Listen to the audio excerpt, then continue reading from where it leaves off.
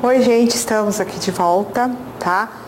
Ainda, tentando trilhar aquele percurso dos princípios da Seguridade Social, tá? Nós já conversamos aqui sobre a universalidade do atendimento da cobertura, Falamos um pouquinho da seletividade, distributividade de benefícios e serviços, falamos da uniformidade e equivalência de benefícios e serviços às populações urbanas e rurais, também rapidamente, irredutibilidade do valor dos benefícios, muito rapidamente, adiante teremos oportunidade de voltar. Já falamos de uma forma mais detalhada do princípio da equidade na forma de participação no custeio e hoje vamos conversar um pouquinho sobre a diversidade da base de financiamento, tá? A diversidade da base de financiamento ela vai ficar muito visível se nós fizermos um exame do artigo 195 da Constituição Federal, que é aquele que trata do financiamento da Seguridade, tá? Então, ainda não estamos explorando em detalhe o artigo 195, nós vamos aproveitar suas disposições para já demonstrar a existência dessa diversidade da base de financiamento. Que bases tão diversificadas? A ideia que se extrai desse princípio, tá? É um pouco como aquela lógica dos investimentos lá no regime próprio, da previdência complementar. A ideia é como se a gente não pudesse colocar todos os ovos numa cesta só, não é? Porque se ela cai, quebra tudo. Então, veja assim, eu tenho, empresas que vão ter condição de estar contribuindo de uma forma mais significativa sobre a folha de salários e demais rendimentos. Já outras mais automatizadas, com menor folha de salários, elas vão ter, mais significativa a receita ou até o lucro. Então, o que acontece é que vai se exigir de empresas contribuição sobre folha de salários, sobre receita ou faturamento e sobre o lucro, tá? A ideia é garantir o aporte de recursos, mediante contribuições que vão ser calculadas sobre uma base, sobre outra e também a terceira, na medida em que eu sempre vou ter recursos ingressando nos cofres da Seguridade Social. A empresa que contrata muito paga contribuições significativas sobre sua folha. Aquela que tem uma receita, mais alta também vai trazer um aporte significativo a título de COFINS calculada sobre a receita ou faturamento, enfim. Mas o que eu quero mostrar para vocês, já com um intuito muito prático, de que vocês tenham conhecimento das diversas bases existentes das contribuições, para a prova, é mostrar aqui o artigo 195 com as suas previsões, começando pelas contribuições das empresas. Então, vamos lá.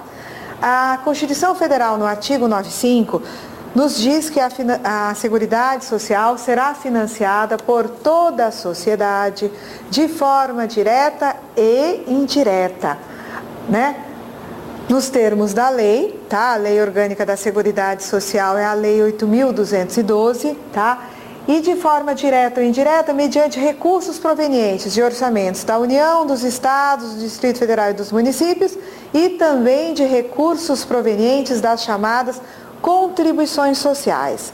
Então, aproveitando, a questão da diversidade, nós já vamos também começar a examinar as contribuições sociais. Vejam só, segundo a Constituição, lá, artigo 95, inciso 1, existe a previsão de que o empregador, a empresa e a entidade a ela equiparada na forma da lei, irão contribuir sobre, Aqui temos a primeira possibilidade de contribuições sociais, então da empresa.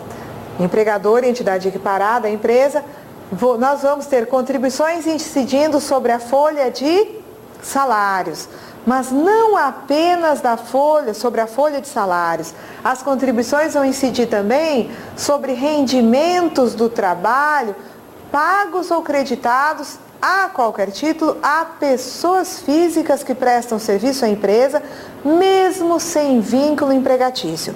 Então, na prática, o que acontece? Uma empresa remunera o empregado. Eu posso exigir contribuições a partir dessa matriz sobre a remuneração do empregado? Perfeitamente. Então, eu vou exigir a contribuição de 20%. O SAT também incide sobre a remuneração do empregado, Se uma empresa remunera um avulso, com base na matriz rendimentos do trabalho pagos ou creditados, eu posso exigir contribuição de uma empresa que remunera trabalhadores avulsos? Perfeitamente. E quando uma empresa remunera um sócio, ou que é um contribuinte individual, ou um contribuinte individual que lhe presta serviços contábeis, advocatícios, enfim, tá? Eu posso exigir contribuição de uma empresa sobre remuneração, sobre honorários pagos a esses prestadores de serviços de natureza eventual? Perfeitamente. Então, como regra, eu tenho o seguinte: todos aqueles que prestam serviços à empresa poderão, ter a sua remuneração utilizada como objeto de incidência de uma contribuição devida pela empresa. E a gente vai ver que a Lei 8.212 nos apresenta uma série de hipóteses de contribuições incidindo sobre essa base. Folha de salários e demais rendimentos vão gerar várias possibilidades que em seguida a gente vai desenvolver aqui. Agora, também há a previsão de que empresa, empregador, empresa e entidade a ela equiparada contribuam sobre a receita ou faturamento. Daí a exigência da COFINS, contribuição para financiamento da Seguridade Social. Portanto, temos aí a base receita ou faturamento, além da folha e demais rendimentos, utilizada para cálculo de contribuições sociais de Seguridade. Aí temos outra possibilidade: o lucro é usado como base da contribuição social sobre o lucro líquido.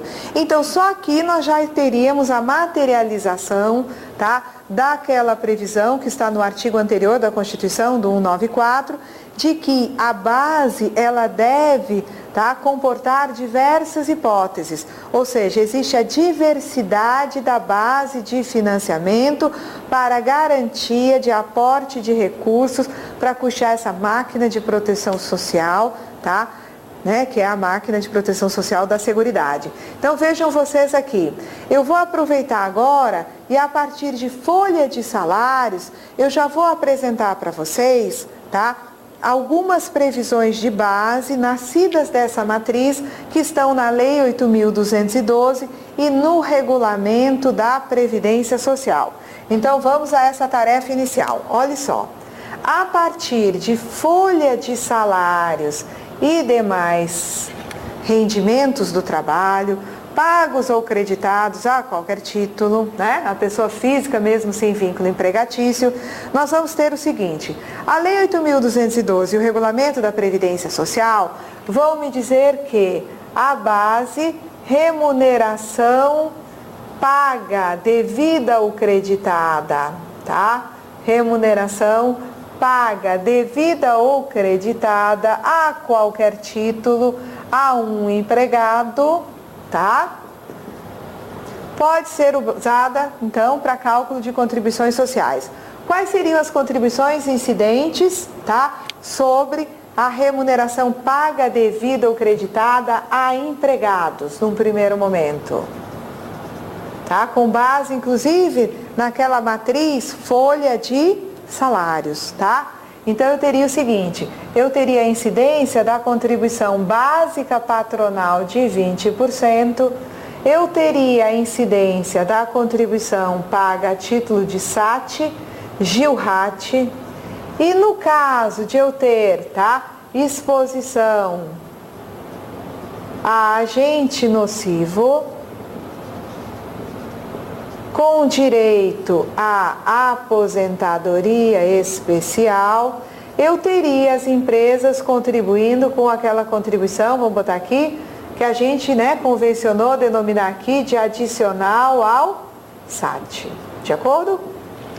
Então, eu posso utilizar para financiar a Seguridade Social a base remuneração paga devida ou creditada a empregados, tendo em vista a previsão constitucional de que folha de salários, vamos entender que na folha estaria consignado o quê? Não só o salário, como outras rubricas remuneratórias destinadas ao empregado. Agora veja só, com base naquela matriz demais rendimentos pagos ou creditados, eu vou poder utilizar a remuneração paga devida ou creditada, tá? A trabalhadores avulsos para exigir também da empresa que o contrata contribuições nas mesmas condições que eu exijo quando o contratado é um empregado. 20%, SAT, GILRAT, naquele 1, 2 ou 3 com a aplicação do FAP. E se eu tenho avulsos expostos a agentes nocivos ou a agente nocivo que lhe garanta direito à aposentadoria especial, a empresa tomadora dos seus serviços vai ter que desembolsar uma contribuição a título de adicional ao SAT. Aliás, lembrando sempre, onde existe a aposentadoria especial, há que se pagar o adicional. A empresa que não quer pagar o adicional tem que trabalhar no sentido de gerenciar riscos, neutralizar a nocividade daqueles agentes presentes no ambiente de trabalho. Muito bem. Outra coisa, a partir da matriz demais rendimentos, eu tenho a remuneração paga, devida ou creditada, tá? A contribuintes individuais como base de cálculo de uma contribuição de 20%, tá? Paga pela empresa que o remunera. Com base ainda nos demais rendimentos do trabalho, tá? Nós sabemos que uma empresa, quando contrata cooperados associados à cooperativa de trabalho através de sua cooperativa, tá? Vai ter que contribuir com um valor de 15% sobre o valor bruto da nota fiscal, uma vez que naquela nota fiscal estão embutidos ali os rendimentos do trabalho do cooperado.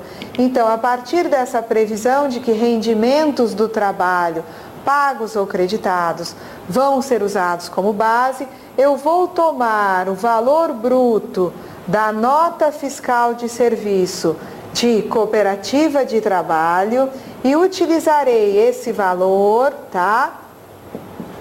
Para aplicar aqui uma contribuição no percentual de 15%, tá? E se houver exposição de agente nocivo com direito à aposentadoria especial desses cooperados que estão expostos a agentes nocivos, eu terei também o contratante pagando além dos 15%, um adicional a esses 15% para custear a aposentadoria especial.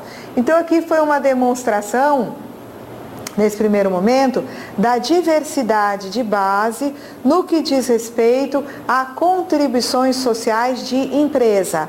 Na próxima aula, nós vamos mostrar para vocês como a diversidade da base se materializa quando da exigência das contribuições agora dos segurados.